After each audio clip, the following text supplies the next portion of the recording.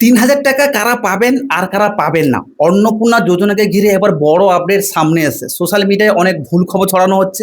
তাই আজকের ভিডিওতে আমরা একবার সহজ ভাষায় সবকিছু পরিষ্কার করে বলবো, যাতে কেউ বিভ্রান্ত না হয়। প্রথমে বলে রাখি সব থেকে গুরুত্বপূর্ণ বিষয়, দেখুন সরকার স্পষ্টভাবে বলে দিচ্ছে সব মহিলা এই ৩,০০০ টাকা সুবিধা কিন্তু পাবেন না।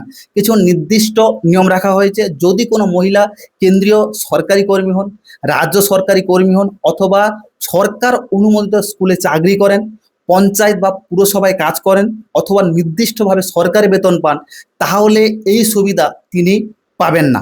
এছাড়া যারা পেনশন পান, নিয়মিত সরকারি ভাতা, এবং তাদের ক্ষেত্রে একই নিয়ম প্রযোজ্য হতে পারে। এখন প্রশ্ন হলো, ব্যবসা করলে বা প্রাইভেট চাকরি করলে কি হবে? দেখুন এখানে সরকার বলছে, যদি আপনার আয় এত বেশি হয় যে আপনি ইনকাম ট্যাক্স দেন, তাহলে আপনি এই সুবিধার বাইরে চলে যাবেন। অর্থাৎ যাদের আয় বেশি এবং ট্যাক্স লাভে পড়েন, তারা কিন্তু এই ৩,০০০ টাকা পাবেন না। তবে ছোট ব্যবসা, দোকান বা সাধারণ প্রাইভেট চাকরি করলে সমস্যা কিন্তু নেই, যদি ইনকাম ট্যাক্সের আওতায় আপনি না পড়েন। আরেকটি গুরুত্বপূর্ণ বিষয় হলো নাগরিকত্ব।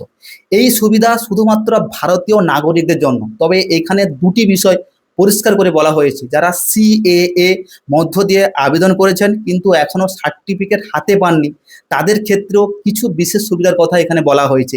এছাড়া যাদের নাম নিয়ে কোনো ভুল ভুল বা সমস্যা রয়েছে এবং তারা ট্রিব্যুনালে আবেদন করেছেন, তাদের বিষয়টিও আলাদাভাবে দেখা হবে।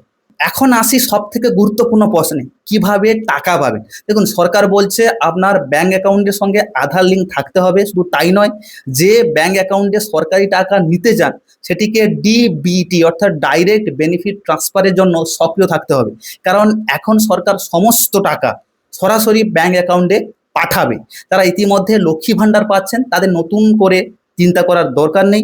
কারণ অনেক ক্ষেত্রেই আগের সমস্ত তথ্য ব্যবহার করে আপনাদের আবেদন প্রক্রিয়া সহজ হবে।